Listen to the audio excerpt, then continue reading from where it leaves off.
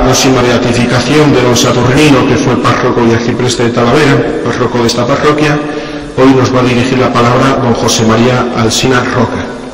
Don José María es doctor en Historia y rector de la Universidad Abad Oliva de Barcelona. También miembro del Consejo Nacional de la Adoración Nocturna Española. Es padre de familia, tiene 8 hijos, de los cuales una es carmelita descalza, que está encomendando todas nuestras intenciones. Y otro hijo sacerdote que está por aquí presente. Colaborador asiduo y ha escrito muchas publicaciones, sobre todo en la revista Cristiandad, apóstol eminente de la devoción al corazón de Jesús como fuente de la salvación para todos nosotros que le invocamos. También dedica gran parte de su apostolado a la formación de jóvenes en la universidad y también en Escola Cordis Jesu, al cual pues dedica lo mejor de su tiempo, de su corazón, y el cual yo me cuento. Vamos a pedirle, pues eso, le damos las gracias y nos disponemos todos a escuchar sus palabras que nos van a hablar de la historia de España como esta semilla de mártires, de cristianos que ha dado a la Iglesia. Nada más, le dejamos con su palabra.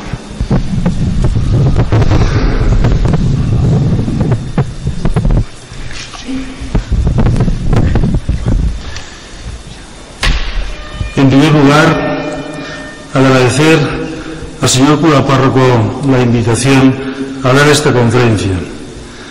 Hablar de los mártires no es un trabajo, sino un privilegio. Y hablar de los mártires en una parroquia en que el cura párroco fue un mártir, pues es un compromiso al mismo tiempo que aún un mayor privilegio. Estamos en vísperas de un hecho sin precedentes en la historia de la Iglesia. Serán beatificados, como todos sabemos, 498 mártires en una sola ceremonia. No tiene precedentes. Ya con estos 498 mártires serán casi 1000 los ya beatificados, de los cuales 11 han sido ya canonizados.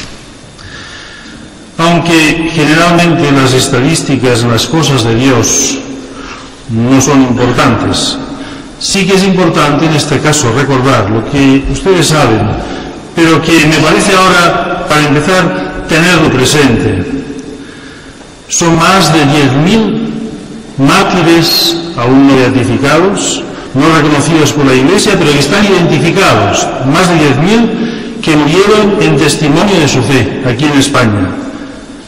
11 obispos, un administrador apostólico, religiosos, religiosas, sacerdotes, seglares.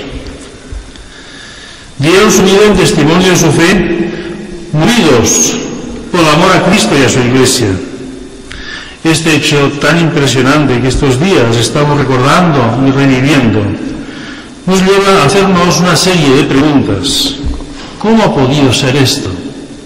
Y cuando digo esta pregunta, ¿cómo ha podido ser esto?, estoy pensando cómo ha podido ser posible tanta persecución, pero también cómo ha sido posible tanto amor a Dios. ¿Cuál es la historia de este pueblo español, que ha dado lugar a esta realidad dolorosa, pero también una realidad gozosa? Sabemos que la persecución es algo permanente en la vida de la Iglesia. Nuestra fe tiene como principio un mártir codificado. Y no ha existido ningún momento en la historia de la Iglesia sin esta presencia de los mártires. Y es más, la expansión de la fe de la Iglesia desde un primer momento ha estado unida a la predicación con el martirio.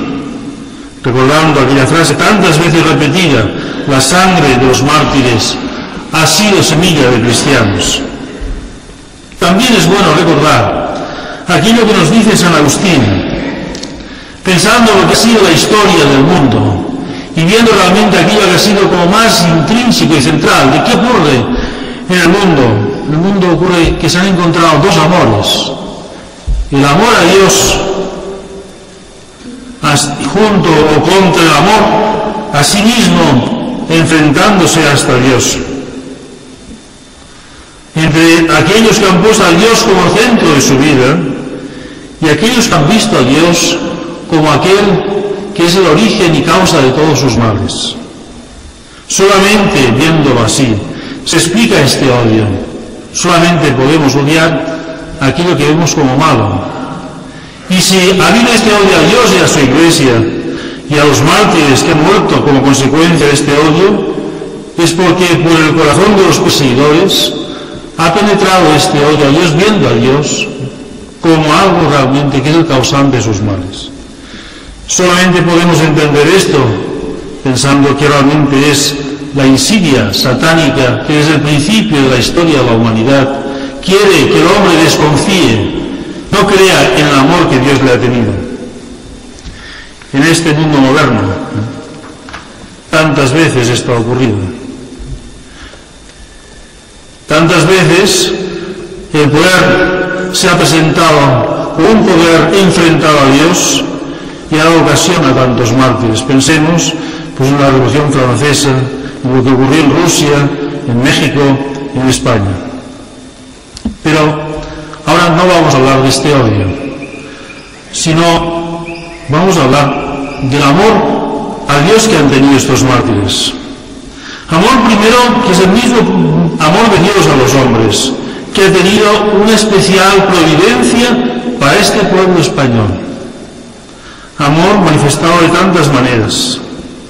El amor de Dios en la historia de España lo encontramos patente, y quisiera recordar una de ellas, que siempre la Iglesia en España ha tenido, digamos, como punto de referencia.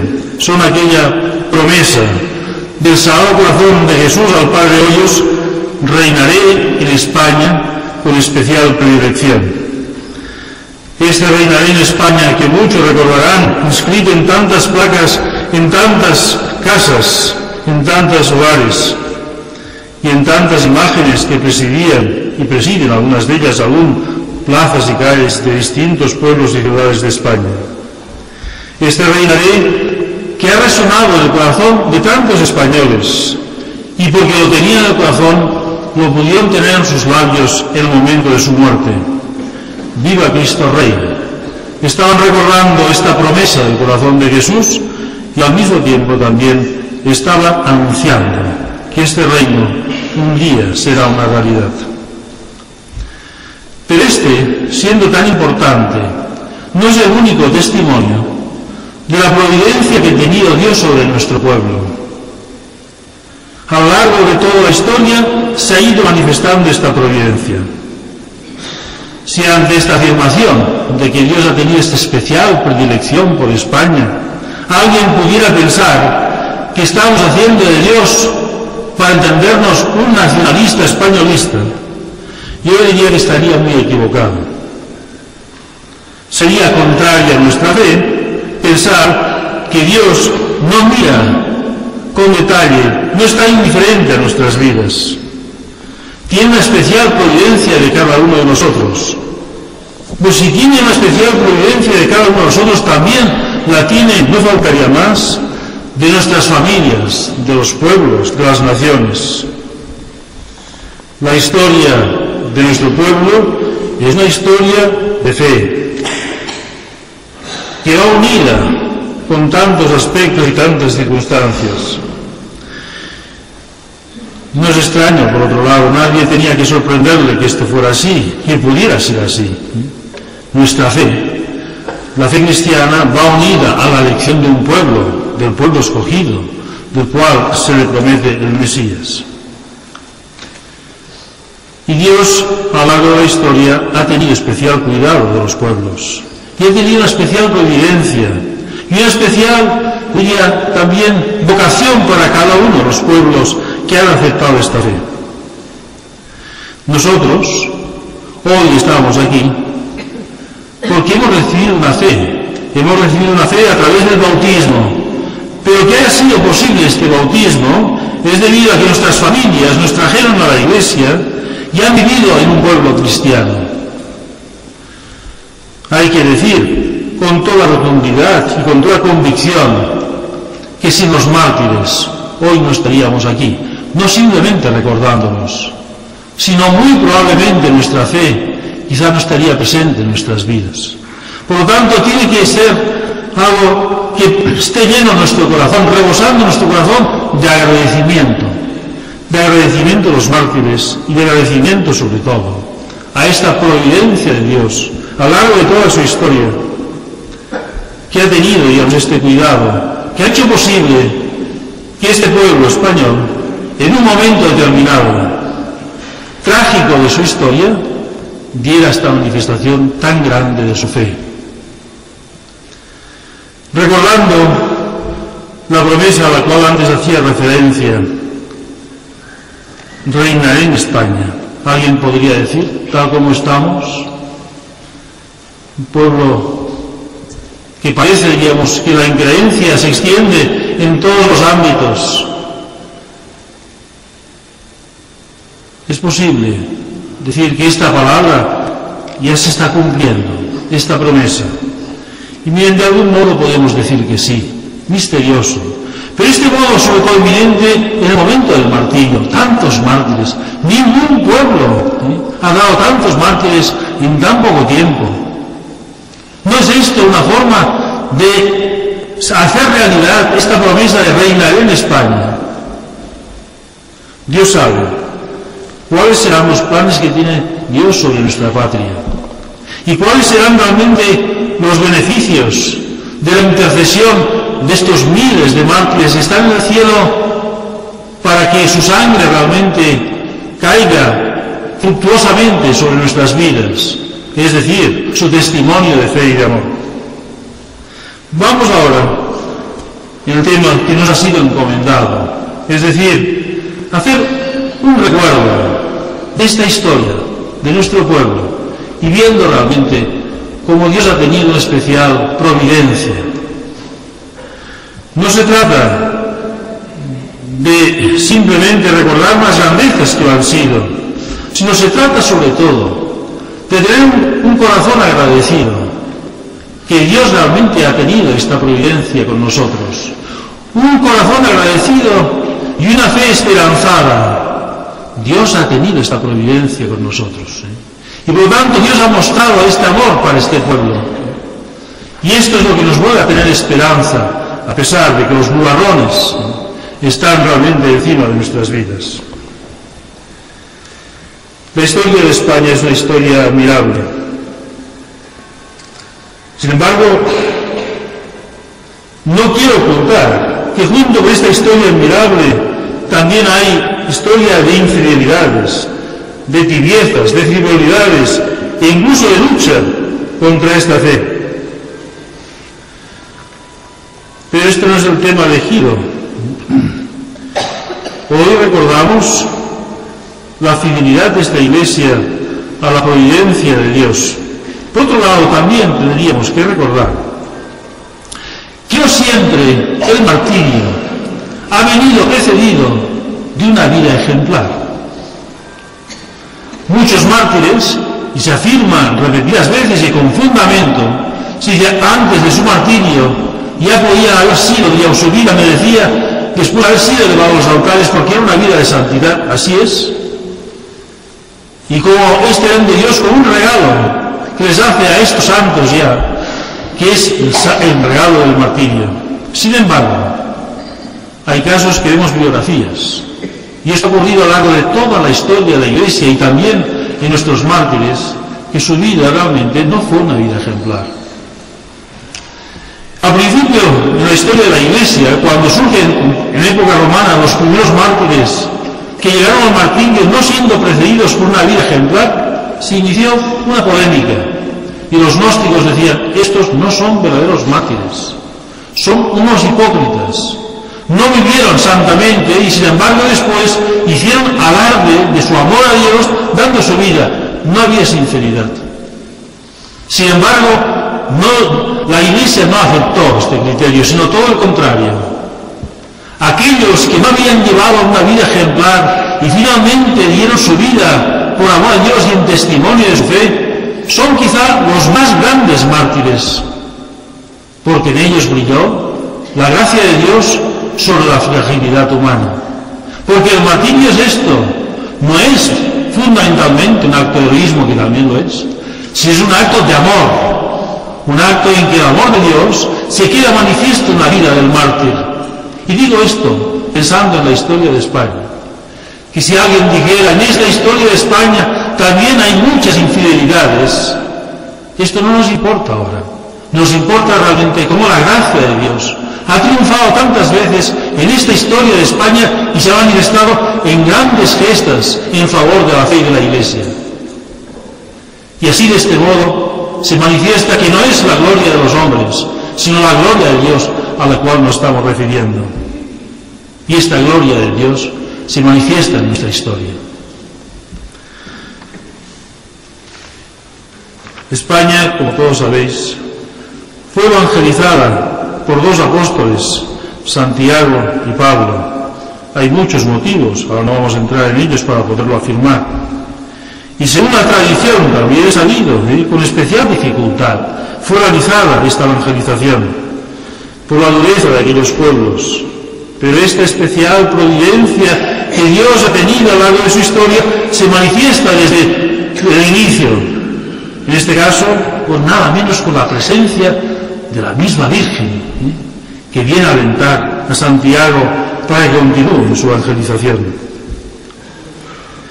La predicación de aquellos apóstoles y de los primeros discípulos vino acompañada casi inmediatamente de las grandes persecuciones en España también, las persecuciones del Imperio Romano, y con ello las primeras comunidades cristianas en España con tantos lugares fueron surgiendo en torno a las reliquias de los mártires. El arraigo de aquella primera predicación quedó manifiesto de una manera muy patente en las épocas posteriores. Cuando viene la caída del Imperio Romano, en el siglo V, viene a España distintos pueblos germánicos, me permitirán, digamos, este breve repaso de la historia de España, que vienen normalmente al centro de Europa, pero muchos de ellos estuvieron, estos pueblos germánicos, en contacto ya con la fe cristiana. Pero en un momento en que esta fe cristiana, sobre todo en el Oriente, estuvo deformada por la herejía ariana. Y así fue que el principal pueblo que llega aquí a España, después, ya digo, de la dominación romana, fueron los visigodos. Los visigodos eran arianos.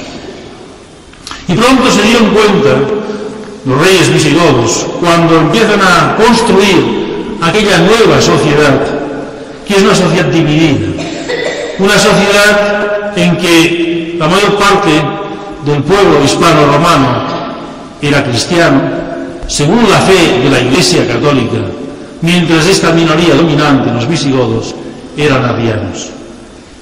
Pensaron ellos que sería posible, y así lo creó un gran rey, desde un punto de vista político, que fue Leovigildo, que se podría hacer la unidad de España, la unidad política, si todos, esta unidad política, realmente venía presidida por una misma fe, la fe arriana.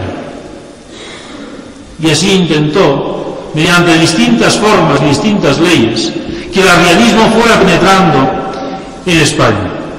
Pero se encontró la resistencia en la misma corte real. En la persona nada menos de su hijo Hermenegildo. Su hijo Hermenegildo, enviado gobernador en Sevilla, desde allí levanta la bandera de la insumisión, que no merece a su padre en este intento de que en España penetre la fe arriana. Bien, ante esta situación, que era una situación religiosa y política, intervino el hermano de Hermenegildo, hijo también de Leovigildo, para facilitar, digamos, una salida airosa. Y de hecho, digamos, prometiéndole a su hermano Hermenegildo que su padre le perdonaría, digamos, por su levantamiento, pues aceptó, digamos, volver, digamos, a la obediencia de su padre.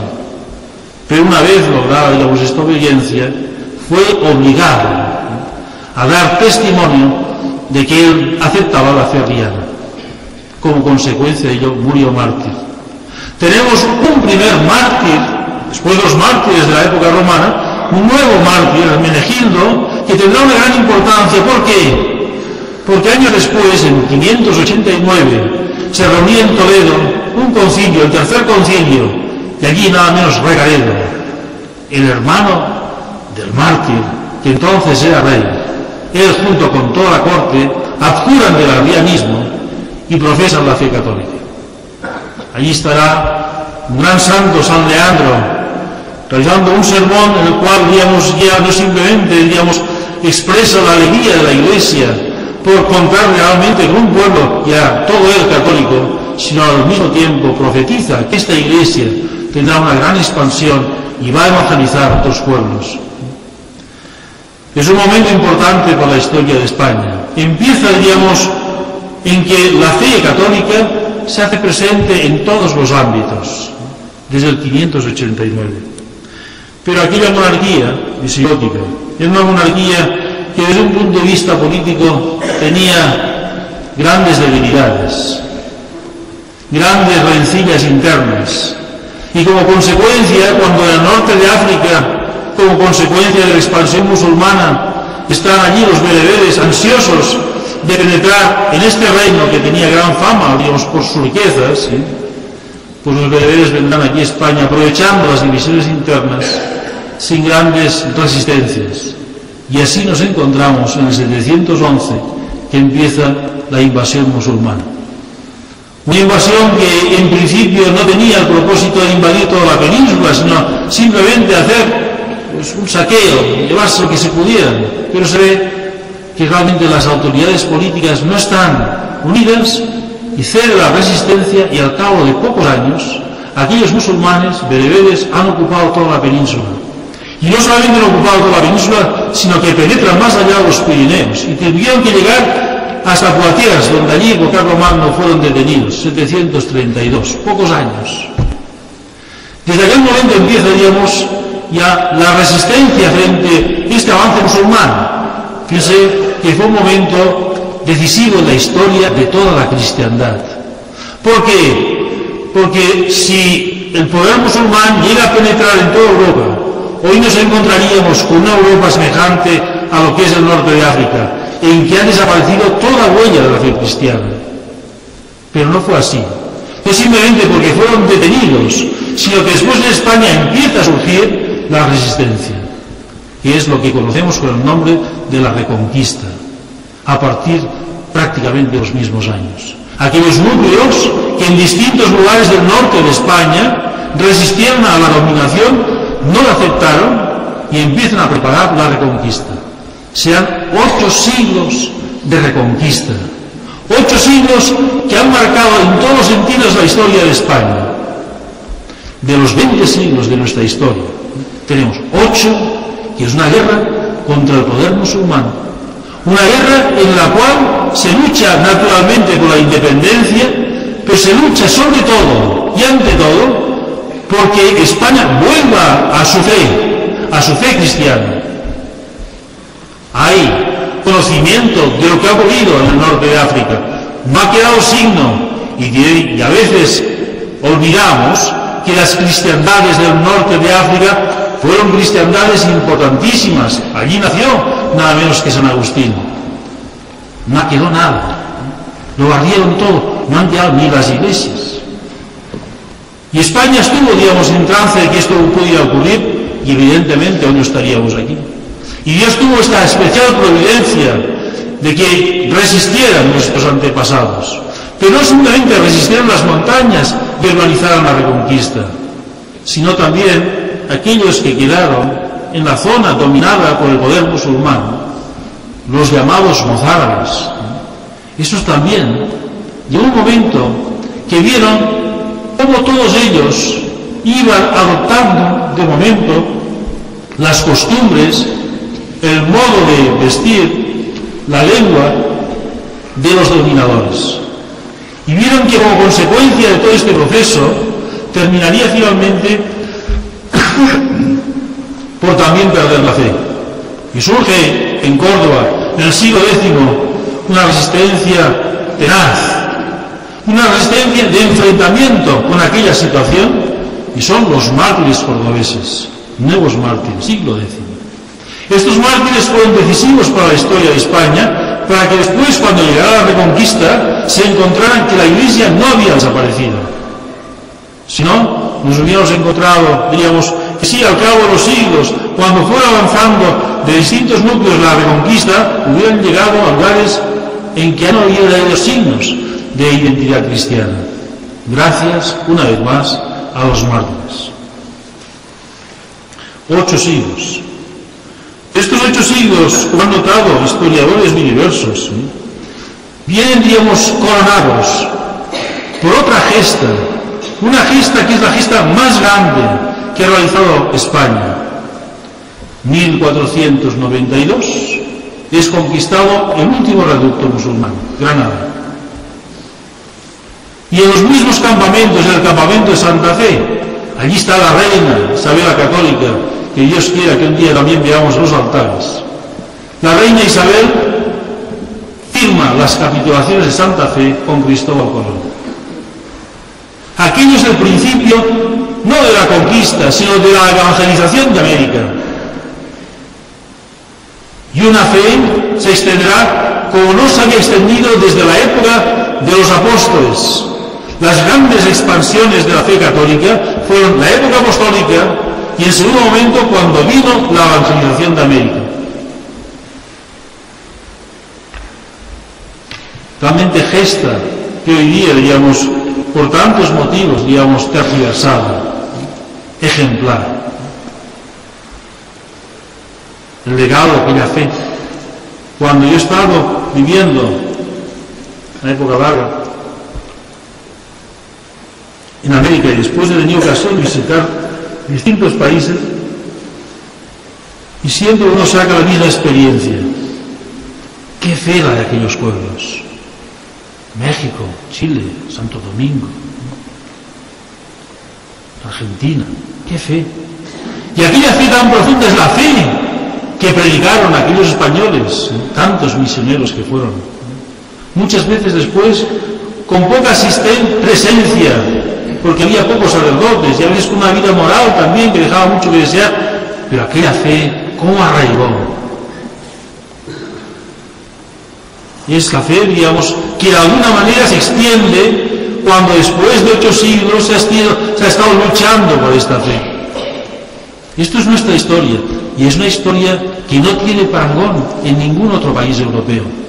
No hay ningún país que estuviera 8 siglos luchando por su fe. No hay ningún país en que hubiera estos mártires de Córdoba que gracias a su fidelidad y a su martirio se conservó la Iglesia Católica en estos lugares. No hay ningún país, cuando hablo de los españoles también, aquí incluyo los portugueses, porque Luis Camões, el gran cantor de Portugal, dice: castellanos y portugueses porque españoles lo somos todos. También los portugueses, en un momento determinado, se denominan españoles. Y por lo tanto, digamos, esta gesta, la cual también participa con el mismo honor Portugal, digamos, es única en todo el mundo. Pensemos cosas que todos conocemos, pero que son constancia, digamos, de este hecho. Juan Pablo II, que fue a tantos lugares, no sé si, supongo que sí conocen el dato, ¿dónde tuvo un mayor número de personas que le acogieron? ¿Dónde hubo la mayor concentración? ¿Saben dónde? En Filipinas. El único país asiático católico. Y es el único país asiático católico porque es el país evangelizado por España. Y esto es un motivo de dar gracias a Dios. Y es un motivo también de pensar en la responsabilidad de este legado. Pero la historia no se termina en el siglo XV. Vamos avanzando en esta historia y España continúa los siglos XVI y XVII, especialmente el siglo XVI, sosteniendo esta guerra en Europa cuando se inicia la Reforma Protestante.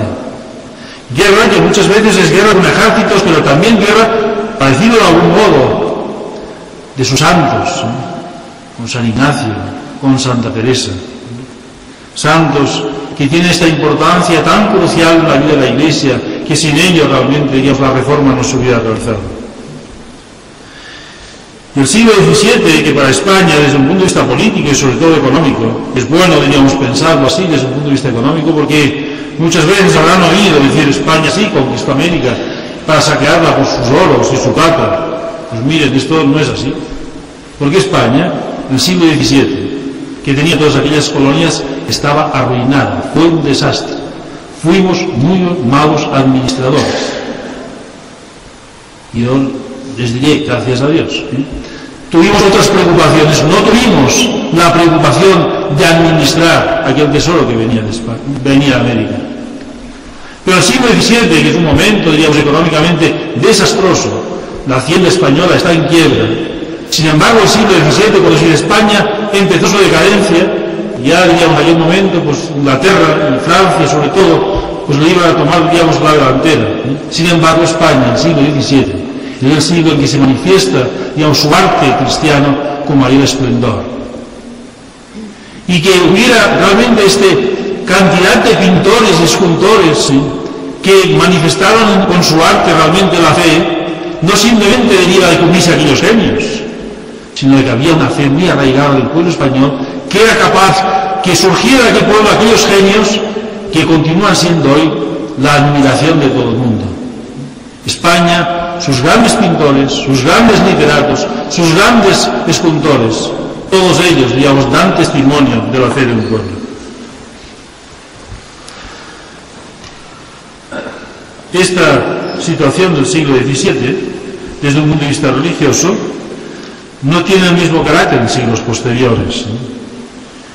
Y si estudiáramos con detalle, que ahora no entraremos en ello, veríamos el siglo XVIII, es un siglo en que pues, España quizá pues aprendimos a administrar mejor las cosas y económicamente nos fue mejor, pero empieza a penetrar en ciertos ámbitos culturales, ámbitos políticos, ámbitos económicos, y aquellas ideas que están presentes en Europa, que son las ideas de la Ilustración.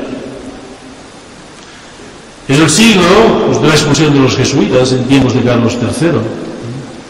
Expulsión que su motivación última era una motivación claramente anticristiana, en que se presentaron excusas diversas. Y por lo tanto, digamos, un siglo que parece, digamos, que España está cambiando de carácter. Pero, sin embargo, la situación de España es muy distinta, por ejemplo, que la de Francia. Francia, la Ilustración termina con la Revolución Francesa. Y con todo lo que significa después Napoleón, de esplendor de Francia, de dominio de Francia en toda Europa. España fue distinto. España, el siglo XIX, es un siglo realmente trágico, pero al mismo tiempo también glorioso. Trágico porque es un siglo en que España es invadida por los franceses, la invasión napoleónica, es invadida como consecuencia de esta misma debilidad política que tiene. Sin embargo, ya Napoleón tuvo la gran sorpresa. Este pueblo descabezado, porque los reyes se habían ido, íbamos a pedir a Napoleón favores, padre e hijo. Sin embargo, este pueblo se levanta, digamos, con una firmeza, y se levanta con una firmeza en favor de su independencia, pero en favor de su fe, clarísimamente. Vieron que realmente con Napoleón que venían todas aquellas ideas que habían triunfado con la Revolución Francesa y habían sido causa de persecución y causa de martirio de tantos sacerdotes, de religiosos y religiosas. Recuerden las carmelitas. Se ha hecho aquella obra teatral después del cine, Diálogo de Carmelitas. ¿Cuál se muestra esta persecución que sufrió la religión durante la Revolución Francesa? Esto, había noticia de ello. Y noticia de ello, por esto hay esta resistencia tan viva. Y surge por todas partes, sin ninguna organización, porque sale del corazón de la gente. No vamos a seguir todos los avatares. Pero este siglo XIX, que fue un siglo de persecución y de resistencia, de persecución, matanza de frailes al cabo de unos años, cuando viene el liberalismo, en Madrid especialmente, pero también en Zaragoza, en Barcelona, quema de conventos, los años 30, siglo XIX. Después esto se repetirá varias veces. Pero el siglo XIX, de una cantidad de santos y de fundadores de orden religiosa como nunca se ha visto en la historia también de un pueblo. Y tengo que decirlo, de Cataluña especialmente, los santos y fundadores en la primera mitad del siglo XIX. Un siglo de una fecundidad grande, lo cual también mostraba que aquella fe continuaba siendo viva. ¿Cuántas órdenes religiosas existentes en nuestros días, si estudian su historia, verán que su fundador, alguien que vivió el siglo XIX? O sea, mientras había aquellas luchas políticas, que también estaba metida realmente en la defensa de la fe, y mientras había, digamos, pues la persecución a la Iglesia con las leyes desamortizadoras, que todos los conventos fueron cerrados, todos los conventos prohibidos, los frailes todos, digamos, claustrados. La Iglesia se le quitó todo, se dejaron los templos exclusivamente, y no todos. No había orden religioso, no había enseñanza religiosa. Esto ocurre en el siglo XIX. España sufrió, la Iglesia, una gran persecución. Pero este siglo es el siglo de grandes fundadores, de grandes santos que están hoy día en los altares. Una vez más, diríamos, esta vitalidad de la fe de la Iglesia en la historia de España. Y de alguna manera, con un eco y una repetición de esto que ocurre en pequeña medida, importante, pero pequeña comparada con lo que vendrá después, nos encontramos en el siglo XX. Porque estamos estos días, digamos, reflexionando, digamos, a raíz de la beatificación de los 498 mártires. Y este espectáculo trágico, grandioso, como les decía al principio, de miles, se calcula unos 10.000 mártires que dieron su fe en amor a Dios y en testimonio, digamos, de la fe que habían recibido y habían profesado. Pero ahora, esta historia de España no se termina en el año 39. Y tendríamos que pensar qué ha ocurrido desde el año 29 hasta nuestros días. ¿Qué ha ocurrido? Historia que, si hago mención de ella, muchos de ustedes, por la edad, pues la tienen muy presente. Algunos no, son más jóvenes. Pero muchos la tienen muy presente porque la han vivido. Ya no es historia, no es vida. Y quizá podríamos pensar pues, cómo después del 39, esto llega hasta los años 60, tantas órdenes religiosas multiplicaron sus casas, sus noviciados, construyeron nuevos noviciados, no cabían tantas vocaciones. Yo recuerdo los años del año 67, estuve en un pueblo de Navarra, pequeñito, Huici, y viendo un día yendo a visitar a una familia allí, me decían, en este pueblecito, me parece que tenía 200 habitantes, hay 40 misioneros fuera de España, de un pueblo de 200 habitantes, 40 misioneros entre religiosos y religiosas. Y no es el único caso, un pueblo de 200. Si en cada familia había un sacerdote o una religiosa, en cada familia, como mínimo una, cuando no había 2 y 3. Evidentemente era el fruto de aquellos mártires. Sin embargo, alguien podría pensar, y todos podemos pensar, ¿qué ha ocurrido después? Hoy, desgraciadamente, y en estos últimos 5 años, de nuevo las estadísticas nos hablan todo lo contrario de lo que decíamos anteriormente. España, en los últimos 5 años, lleva la delantera entre los países europeos en el aumento del número de divorcios, el número de abortos. Un país que sería caracterizado por todo lo contrario. Estamos en este proceso creciente de secularización. Tantos ámbitos ya de la juventud en nuestros días, parece, digamos, que la fe no ha sido anunciada. Parece, digamos, que realmente la historia de España ha dejado de ser la historia de tantos siglos.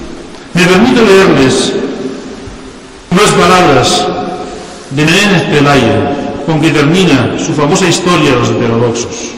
Y es un resumen de todo lo que hemos dicho, y al mismo tiempo, después, un anuncio de lo que va a ocurrir. Nos servirá esto para recordar lo que hemos ido reflexionando y también para hacer una última reflexión final. Hablando de la fe que España le dio, que la fe en España dio lugar a que España tuviera las características que tiene, dice. La unidad de España se la dio el cristianismo. La Iglesia nos educó a sus pechos con sus mártires y confesores, con sus padres, con el régimen admirable de los concilios. Por ella fuimos nación y gran nación. En vez de muchedumbre de gentes colectivas, nacidas para presa de la tenaz porfía de cualquier vecino codicioso. No elaboraron nuestra unidad el hierro de la conquista ni la sabiduría de los legisladores. La hicieron los 2 apóstoles, los 7 varones apostólicos. La regaron con su sangre el diácono Lorenzo, los atletas del Circo de Tarragona, las vírgenes Eulalia y Engracia, las innumerables legiones de mártires de Zaragoza. La escribieron en su draconiano código los padres de Iníberis, brilló en Nicea, en Sardis sobre la frente de Osio, el obispo, y en Roma sobre la frente de San Dámaso. La cantó Prudencio en versos de hierro celtibérico, triunfó del maniqueísmo y del gnosticismo oriental, del arrianismo de los bárbaros y del donatismo africano. Civilizó a los suevos, hizo de los visigodos la primera nación de Occidente, que antes nos hemos referido. Escribió, y aquí se refiere a San Isidoro, hermano de San Leandro, y en las etimologías la primera enciclopedia. Inundó de escuelas los atrios de nuestros templos. Esto ha sido así a lo largo de toda la historia. ¿Quién ha hecho las escuelas? La Iglesia. ¿Quién han sido los que han popularizado la enseñanza a todos los niveles y a la gente más sencilla y humilde? Las grandes órdenes religiosas, los escolapos, hermanos de la doctrina cristiana, los salesianos. No han sido los estados. En España y en Europa no han sido los estados quienes lo hicieron. Fueron realmente estas órdenes religiosas. Pero así fue desde el principio de nuestra historia. ¿Quién contará, sigue ahora un poco, digamos, abrevio un poco, quién contará todos los beneficios de vida social que esta unidad debemos si no hay en España piedra ni monte que no nos hable de ella con la elocuente voz de algún santuario en ruinas? Si en la Edad Media nunca dejamos de considerarnos unos